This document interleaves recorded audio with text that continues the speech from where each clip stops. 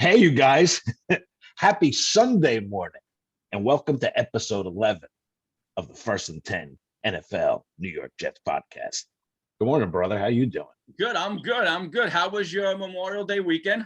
It was nice. It was nice. Hey, and I have to say, no more test pattern here for our viewers on my end. I'm actually as big as you are now. So Nice. Yeah, it looks nice. Is this going to be your new background, or you're just testing out? Well, no. This is. I'm showing you my kitchen. I got Joe Will. Joe Will back there. Yeah, he's very nice somewhere. Very nice. How you guys doing today? All right. I'm good. I'm good. How was everybody else's Memorial Day weekend? Hope you guys had a great one. Yes. I mean, if you lived along the East Coast like we lived, the weather was crappy. Yep. But at least Monday it cleared up a little. So I got back from the gym on Monday, and my wife was like, "Hurry up, take a shower. The kids are out. We're gonna go to Philly and grab some cheesesteaks." So we took a ride down to Philly, grabbed some cheesesteaks, had lunch, went back to the area where my daughter's going to school, because we're all donut family. Like, we're a donut family. We love our donuts. Oh, hell yeah. I don't know. It was National Donut Day the other day. Yes. So I don't know if you ever heard of this place called Duck Donuts. I have not. Okay, I'll send you a picture of their donuts. Since my daughter's been going to school and this Duck Donuts is close to the area, every time we visit, we go and stop by. So of course we went, so shout out to Duck Donuts. I'll show you a picture later. So this month, for the month of June, the special ingredient was banana. So they featured bananas in their shakes and their smoothies, and then they had four donuts incorporating bananas and stuff. So it was interesting. It was interesting. So shout out to Duck Donuts. Yeah. That sounds good. Shout out. Yep. Cheers. Yep. Cheers to them. So you ready? What do we got today? Well, I've been paying attention to the OTAs all week. Okay. And we got some standouts in the OTAs, I hear. Okay. All right. 4 in particular. Wow. Interesting. Yes. I'll start with number 4 and go back. Okay, cool. Up to 1. Okay. Number 4 is running back Michael Carter, who was a 4th round pick. Okay. I'm hearing he could surpass Tevin Coleman and Ty Johnson and all them and beat. I hear he's killing it. He could be the starter. Wow. And he just signed. Signed. So yes. That's good news. Yes. I hear he's burning it up, man. Excellent. Good to hear.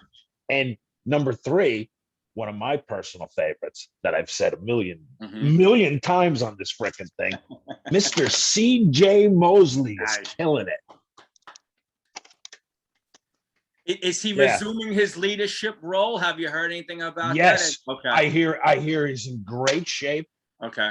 I hear he's flying around the field like he did in that Buffalo game. Okay, very good. And we're talking about practice, and he's flying. Yeah. They say he's flying around the field. All right, good. And from all reports, they say he looks like he's back to that first year form. Wow. All right, that's good for us. That could only help us, Oh man, he's our. Just like you need a quarterback on the offense, you need a quarterback on the defense, man. And with him sitting in the middle there, calling things out, that's exactly what we need. Excellent. That's good to hear. Great news on that. Number 2. Okay. Isaiah Dunn, cornerback. Really? Yes. Right now, I read that Hall and Austin are penciled in as the starters. Yeah, I heard a lot of good things about Hall, even taking a leadership role this year. But this guy Dunn he's been a star in camp. That's what I've heard. Wow. And he's starting to get first team reps too. Wow, that's big news. Okay. That is big news. Yes. Well, hey, how many times we see wide receivers running past our cornerbacks? Please. And, yeah. Come on. So we could always use another cornerback, a good one. Yes. Which brings me to number 1. Okay. Number 1, who is the star of the OTAs. Okay. From what I've read in here, Elijah Moore, wide receiver. Nice. I hear his explosiveness is insane. And Kev, that might have to that's good news, because as of the last few days, we're hearing that the Jets and Crowder are at a standstill over contract. That's right. He's not at the OTAs. And that could be why. Yeah. That could be why, because they're looking at Moore saying, damn. Exactly. And they feel that Crowder's $11.8 million contract this year ranks him as the 15th best receiver in the league money-wise, and they don't feel his numbers reflect that, and they want him to take a pay cut. There's talks that they want him to take down to $4 or $5 million, and it's a matter of who plays chicken, like who they're playing chicken now, where the Crowder camp feels he's worth it. The Jets feel like, you know what, we could let him walk and take the $1 million hit, because we feel he's not going to get anywhere near what the 11 million contract is. So we could offer him 4 or 5, and no other team is even going to touch that. My fear is another man's trash is another man's treasure. Well, again, like we said earlier, like I was saying to you earlier, you trying to tell me if we let him go or whatever, he doesn't wind up on the Patriots or something? Yeah, or somewhere. But the Jets thinking is that even if he wound up with the Patriots, it's only going to be for $4 million, $5 million. So he might as well stay with us for $4 or $5 million. But if he doesn't want to, we'll take the $1 million hit and you'll leave. My fear is that if he leaves, who's the wide receiver? And I know Corey Davis has experience, but not, and I know it's a new regime, but the Jet fan base, the crowd, like, who's that going to go to the crowd? Like, Crowd at least been there for 3 years. Yeah, man, a savvy vet. Yeah.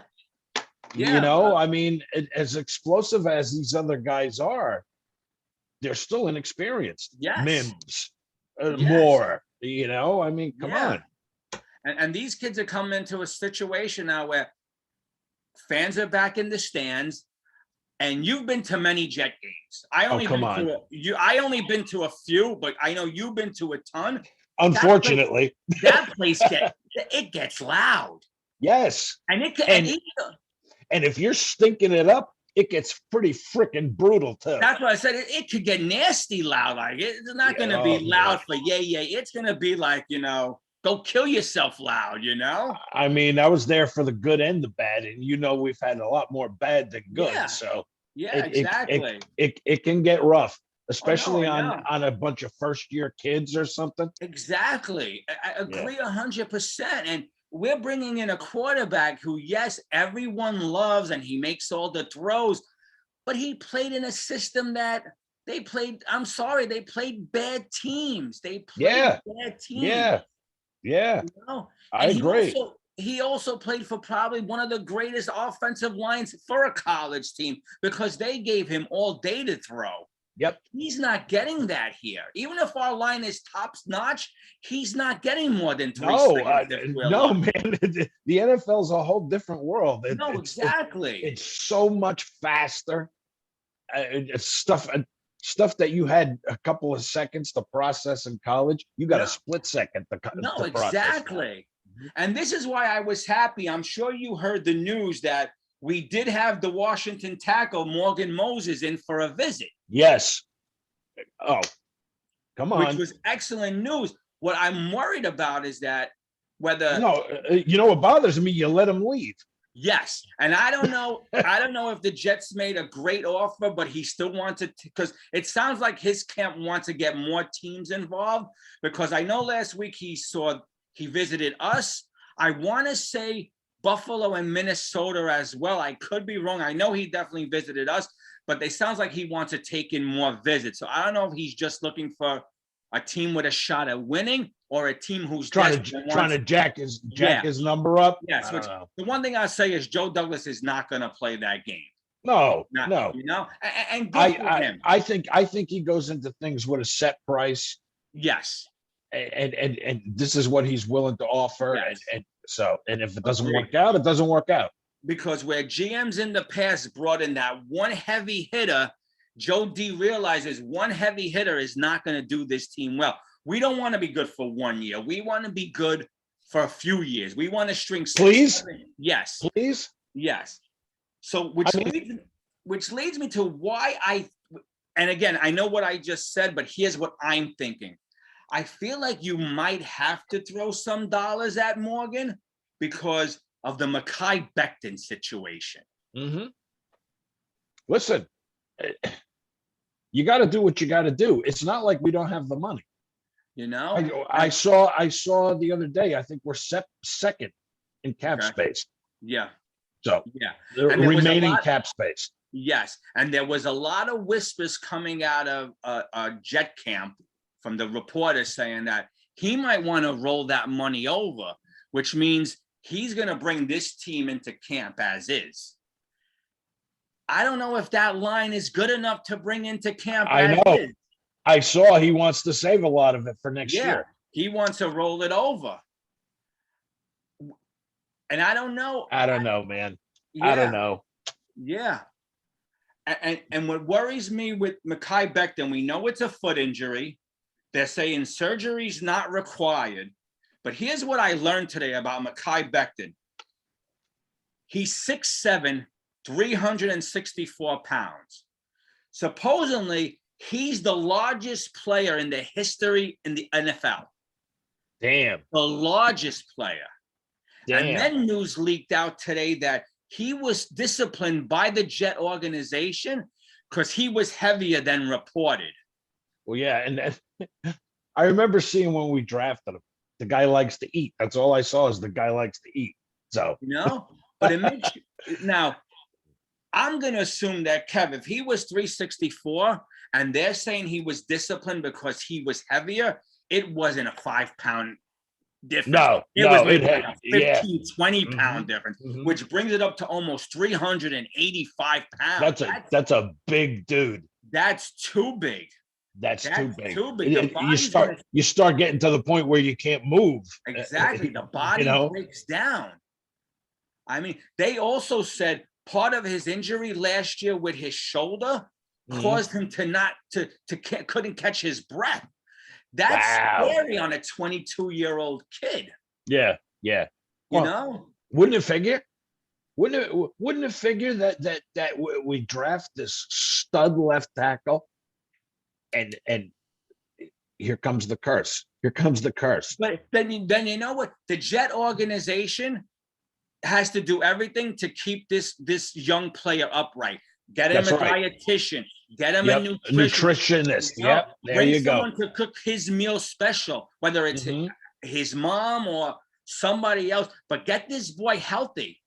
Yeah. Because we need him to be like the Brickashaw Ferguson, where for 10 years, we're not worrying. No, you don't even think about that position. No, and if Eric Tucker comes out to be the player we think, we're set for 10 years. I don't want Makai Beckton to be that guy that Jet fans like me and you say, oh, when he plays, he's good. But when he doesn't play, well, we never see him. Yeah. I don't want him to play 8 games, sit out 8 games. That does us no good. In and out because he's hurt and then he's not hurt. And then Yes. And little injuries that maybe another athlete is okay in a week, 2 weeks. He's taking longer because his body is not handling all this weight and it's breaking down a lot quicker. Absolutely. I agree. We're not athletes, and when we put on a little weight more than our frames could handle, we start to feel it. These guys who are taking this pounding and then carrying all this weight, I'm a little worried for him. I'm worried for his health, first of all, because he's a person and we're people and we That's care. Right. Yes. But this man, if he's 364 is too big, that's too big. 350, 340, as long as his form is good and he's quick. You start getting that big and it gets hard to move, hard to shift on the fly, and you get some of these edge rushers, man, they're gonna blow right around you. They're gonna leave you standing there. Yeah. And the perfect example from what I was hearing on a different team, the Cleveland Browns, Clowney is supposed to come in the best shape of his life. Wow. Because here was another man who was injured, got a ton of injuries. Now I don't know if it was cheap hits that caused these injuries or just being too bulky or too. They say he's friggin' ripped. Oh yes, hey, like that's exactly what I've been reading about Mosely Okay. for us. So like the best shape of his life. Yeah, and that's what I heard about Clowney. They're saying him and Myles Garrett look like two studs. Like we got to get Makai. We got to get Makai the help he needs, better shape, diet, nutrition, whatever it needs, because you know. No, that's not good. When you hold the record as the biggest player in the history of the NFL, weight-wise, that's not a record I want him to have. No. You got to stay a little quick on your feet there, buddy. Yeah. I know. Exactly. We'll see. We'll see. Yeah, I mean, the big thing was the Beckton injury this week. There's a lot of talk about it. So that scared me. Scared me. Hey, man, it only figures. It only freaking figures. Yeah. Nothing smooth. No. Hey, it's the freaking Jets. Yeah. Yeah. No, I listen, I agree. Now, on my front, I haven't heard boo. You heard anything about Corey Davis? All I heard was that if the season started today, he was good to go. Yeah, and what else? That I haven't really heard much about it. It's been quiet. Yeah, but it came out. He went to see Dr. Andrews, and now we're saying he's good to go. I don't know. I don't know what to believe anymore. But if these guys that they're talking about, these four standouts, I mean, especially with Elijah Moore, wide receiver, we'll see what happens. Yeah. So what else you got? Well, to build on your story about the OTAs, I read an interesting article, and this might be just the opinion of this guy who wrote the article. 4 dark horses he feels could start for the Jets this year. Michael Carter. Yep. Now, here's the name he brought up, and I heard something different from another person. He brought in Cameron Clark, the guy we drafted 2 drafts ago. No kidding. Yeah. No kidding. Now, he says Cameron Clark is a dark horse. I read another article where the Jets feel Cameron Clark might not even be ready this year. So again, who do you believe? What do you believe? Exactly. This is what the down season is. It's let's throw stuff out there and see what sticks, what people pick up, what people talk about, and like us, we're talking. Throw shit at the wall. Exactly. The other name was Jermaine Sherwood, which we just drafted this year. And the fourth name, which I'm not surprised because I did hear good things about him in the rookie OTAs, was Hamza Nasir Dean. I remember that name. Yep, and I learned how to pronounce it. You were having. I remember you said it. Got to learn how to say it. I threw in a 5th dark horse because I really like this kid and everything I'm reading, and I did learn how to pronounce the name. Kenny Yaboho. Yeah, I learned that. I said I would pronounce. Did you practice that? Yes, Did you practice that at 3:00 in the morning? I have another 3. I'll tell you that 3:00 in the. No, I didn't practice that one, but I was like that kid meeting the father's girlfriend for the first time in the mirror. Yaboho. Because I felt bad, Kev. I felt bad. Keep saying the undrafted free agent. I have like, listen, I got to figure out how to say this freaking guy's name. Exactly. And now that I'm thinking about it, last week when we were talking about the Jet Dream Team, because I want to correct myself, because when I watch the replays, I catch it. And I said 2 Hall of Famers were bragging about Joe Klecko should be in the Hall of Fame. And the 2 names I said was John Hanna, but I said Marty Lyons. Marty Lyons, forgive me, Jeff Henson, not in the Hall of Fame, played with Joe Klecko, not against him. The name I meant to say was Howie Long. Howie Long had good things to say about Klecko, how Klecko brought the best out of him, and how he wasn't in the Hall of Fame. I just wanted to correct myself, Jeff fans. I don't mean to go off on a different subject, but I just wanted to correct myself. You stand corrected. Yes, exactly. Because when I heard the playback, I said, "Oh, Marty Lyons, why? I didn't mean that." Sometimes I talk quicker than my brain one, so I'm like, Oh, listen, you're preaching to the choir here. So that's the dark horses. Okay. What do you think of the signing of the 49ers defensive end, Ronald Blair III? Yeah, I got it. Hey, you can never have too many horses in the stable. Let's see what you got. I think this defensive line is going to be insane. Yes.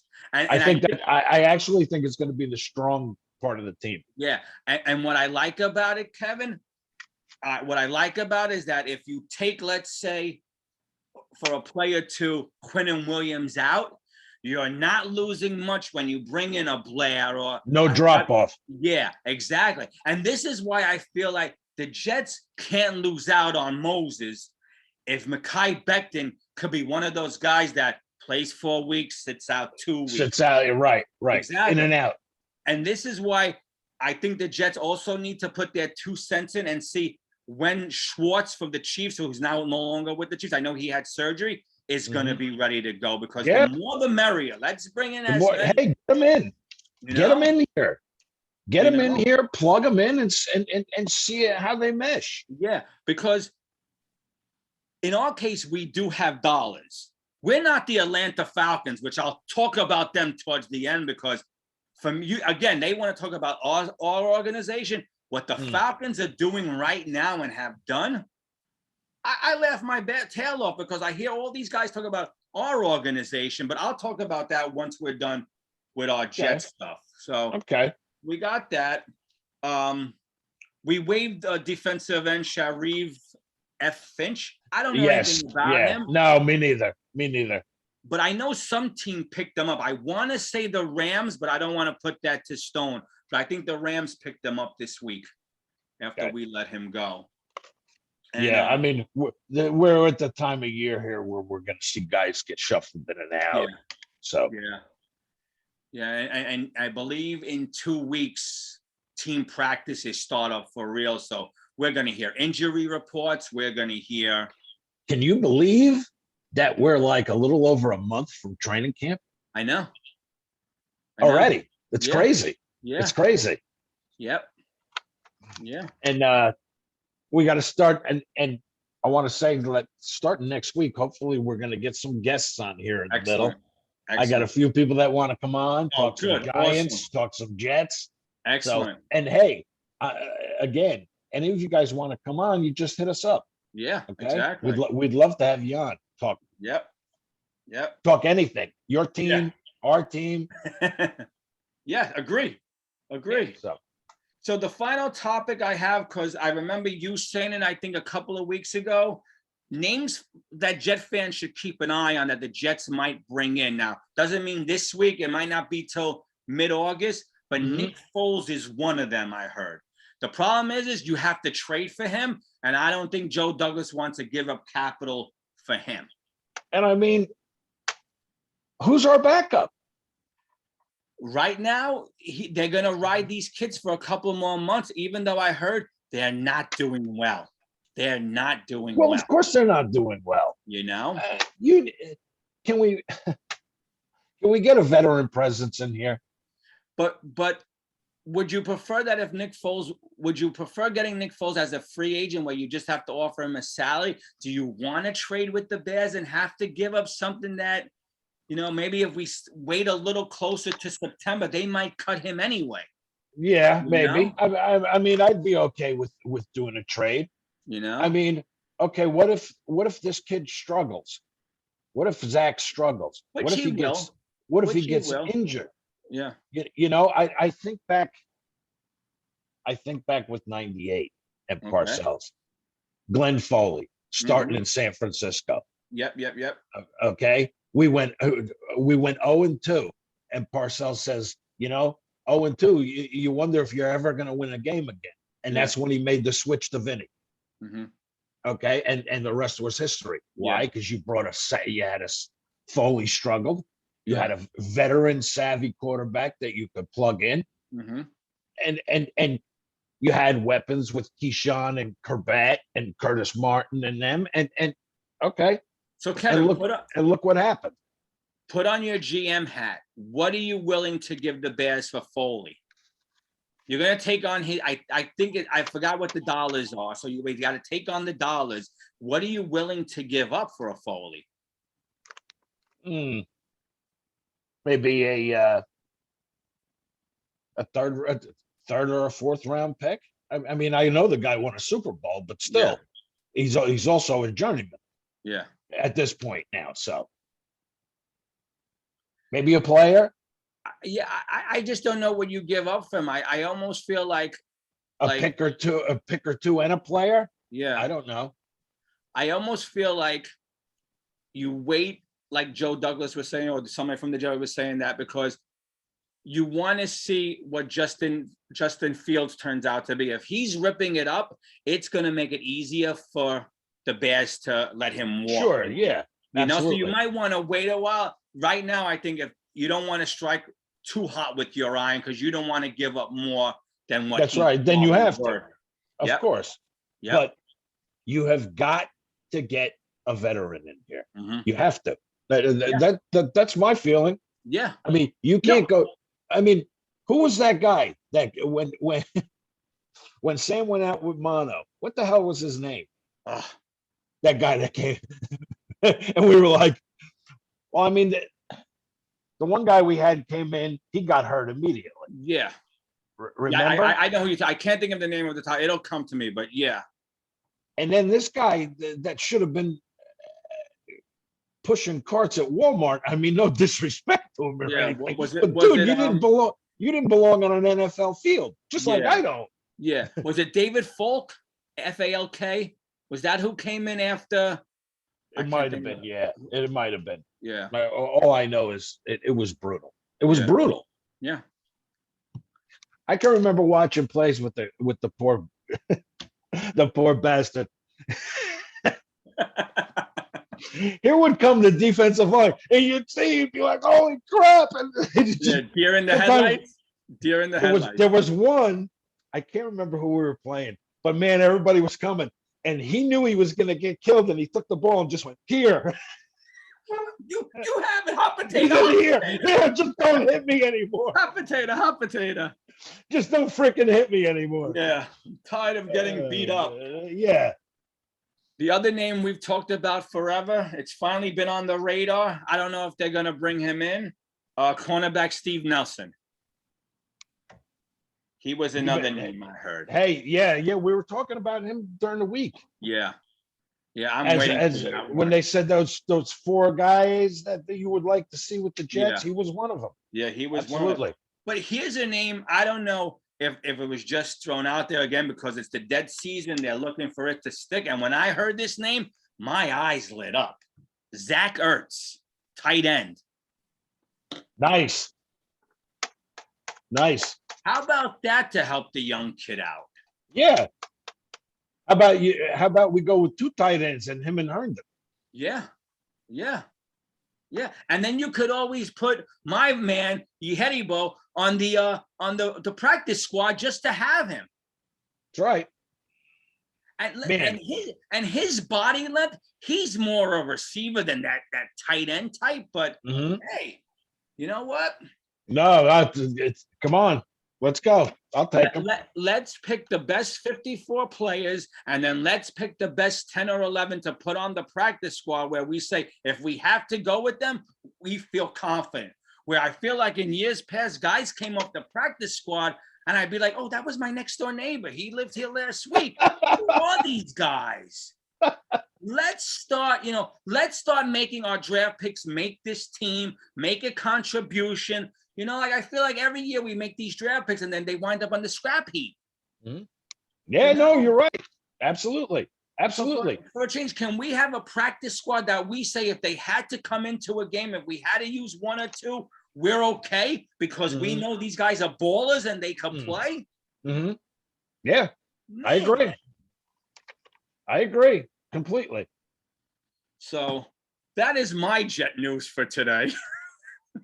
Well, I gave you mine. Hey, I heard you had quite a night. I did, but before we touch up on that, because I'm going to set it up because it's one of these stories like get to know Mr. G. before you go on, you know that Cam Newton got hurt the other day, hurt his hand. Yes, I do. I'm hearing conflicting reports that he could be out for a while. I'm hearing reports that it's not as serious. He'll be back in a couple of weeks. Well, so that's a story to look out for. Honestly, Cam Newton does nothing for me. Yeah, I'm just saying. I think it's interesting that, you know, I always like to hear where the injuries are coming from and how teams in our division are doing. I want to keep track of that. Yep. I don't want to call it a rant because it's not my team. I don't know anybody, maybe you do. I would love to get an Atlanta Falcon fan on this show. No, I don't know any. I don't know any either. I'm going to have to do my look in my neighbor and yell out, any Falcon?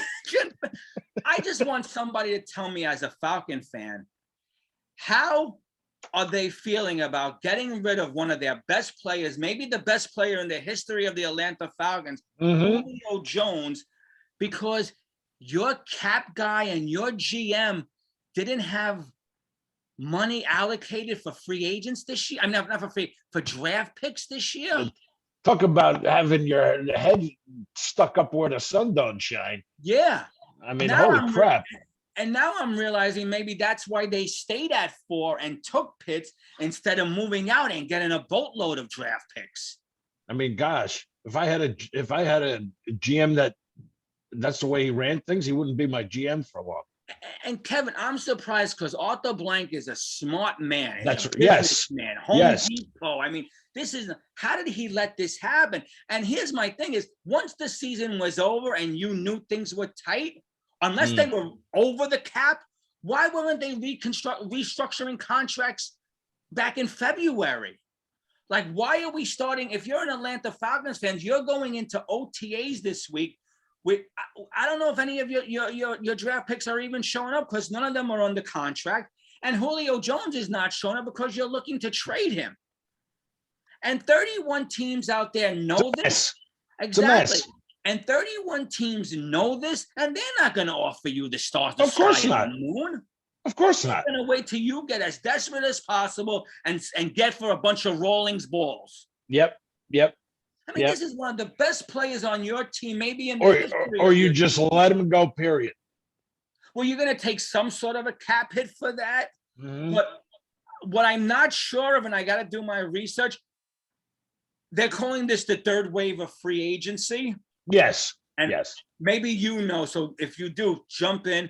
I think with this in June, when you sign any player now, a free agent or whatever, his money is not guaranteed. Nothing is guaranteed, and you don't take a hit on your cap, I believe. So let's say, for example, somebody trades for Julio Jones, but after 3 weeks they cut him. They don't owe him a dime after that. Nothing is guaranteed. I think that's how it works, but I could be wrong.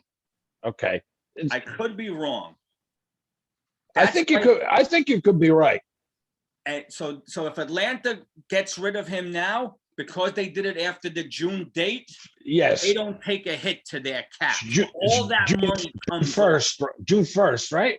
Yes. So all that $13 million this year comes off. $15 million next year comes off.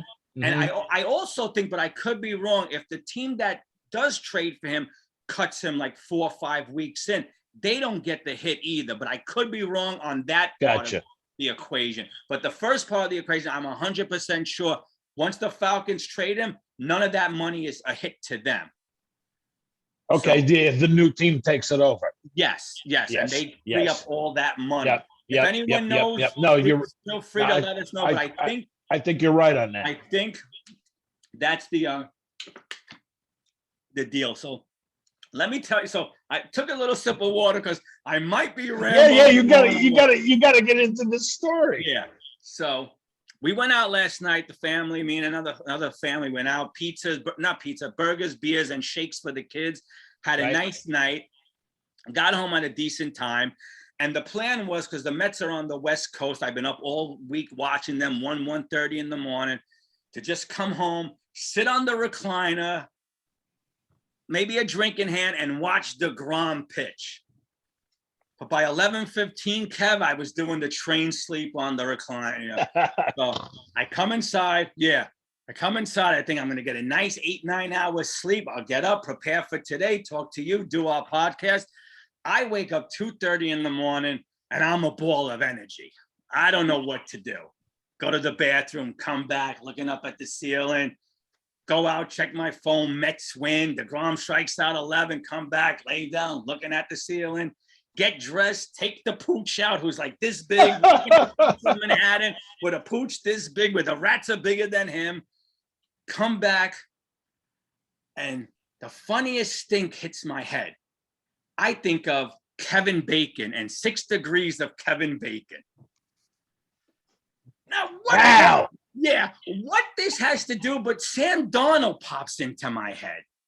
And I start to think, 6 Degrees of Sam Darnold. How can I? The hell? Yeah. And I don't take drugs. And this is what I do at 3:30 in the morning. Maybe you need to start. I should. Well, I'm lying in bed and I can't sleep. So I come up with this 6 Degrees of Sam Darnold. Now, I don't even know if I have the 6 degrees. I may only have 4. But when I tell you how I came up with this or what these names are, you're going to laugh your ass off. You're going to say, you know what? There's no way he's not on drugs. He's got to be doing something. So we got Sam Darnold. Yeah. We'll start off with Robbie Anderson, former Jet, played with Sam, now in Carolina, playing with Sam again. Mm-hmm. We move over to Pat Elflein, played a couple of games with Sam, O-line, now with the Panthers, played with Sam. We move up the list to wide receiver Braxton Berrios, played with Sam, still with the Jets, but he dates this woman, and I don't know her name, but she has a sister. I believe the girls are twins, who dates McCaffrey from the running back for the Panthers. So the two look at the connections there. So the two sisters date football players. Berrios on the Jets, formerly with Sam Darnold. Cafferty on the Panthers, now playing for Sam Darnold. That was my. Wait, and you're laying there. I'm laying in bed and thinking all this crap. Yeah, these are the names that, not my kid's future, not the health of me and my wife or future. No. I'm playing 6 Degrees of Sam Darnold. And Kev, I had to go through names to come up with these 4 or 5 names. Man. And I'm sitting in bed going, oh, I can't wait to put this on the podcast. And then I'm thinking, what sounds good at 3:45 in the morning? What the hell were on those burgers? I don't know. Yeah, but I'm going back. So if you want to come and take a ride in, you and your better half, we'll go have burgers. Hell yeah. It was like an acid trip because I don't know why I came up with it, but I had to go to a few names to see where connections were made. This is what I do at 3:45 in the morning. That sounds like some infused hamburgers. Yeah. Yeah. Oh, that's pretty good. Yeah, pretty funny, man. Pretty funny. Yeah. I just had to let it out there, share a little of my life outside the podcast. But yeah. Yep. We got to try to make this a regular weekly thing where we could add more names to 6 Degrees of Sam Darnold. Yes. Give us suggestions, you people.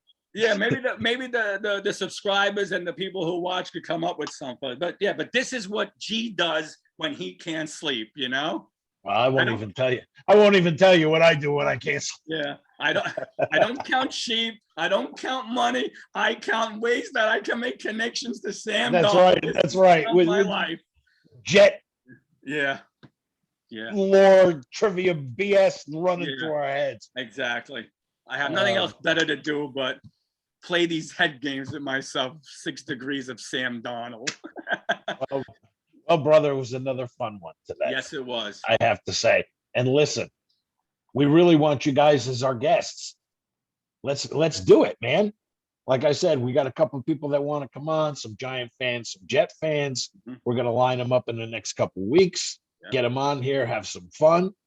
No matter what team you follow. Yeah. Let's do this. We'll have a blast. Definitely. Right? And anytime, hit us up. You want to come on, be a regular, talk with us. Hell yeah. The more the merrier. Hell yeah. No airs here, no BS. We're just having a good time. Yeah, exactly. So why don't you have a good time with us? Yes. Right? And listen, you don't have to do research. Just throw it out there. You forget a name, you forget the year. Who cares? We're just guys and girls talking sports that we love and just. Oh, hell yeah. Hell yeah. Hell yeah. And hey, man, we're gonna start planning some fun stuff and everything as the season gets closer, as we start up training camp. Maybe even one day, if they open it up, I might go to training camp, get some footage. Let me know. I'll tell right behind you. All right, cool. Behind you, yeah. Keep me posted with that. Let's do it. Yeah. Because I mean, it's really only about 35 minutes from my house. So the training facility. So. Yeah. All right. Yep. Sounds good. Well, okay, everybody. Have a great rest of your Sunday. And we'll see you next week. Okay. All right, brother. I'll see you next week. I'll see you next week too. Be good. Stay cool out there because it's hot as hell. Oh yeah. And enjoy yourself and jet up. And I'll talk to you later. All right. Have a good one, everybody. You too.